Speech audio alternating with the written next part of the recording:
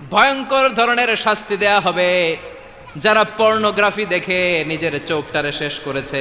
জাহান্নামের আগুনের খুন্তি দিয়ে চোখগুলারে ছিদ্র করা হবে।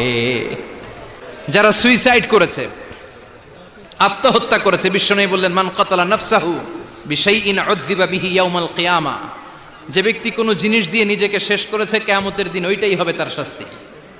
অনেকে বিষ খেয়ে মারা যায়, কিয়ামতের দিন জাহান্নামে যখন ওরা ঢুকবে বিষ খেতে খেতে ওদের জীবন শেষ, একের পর এক বিষ খাবে। মৃত্যু হবে না, কিন্তু মৃত্যুর স্বাদ শুধু ভোগ করতেই থাকবে, ঠিক কিনা?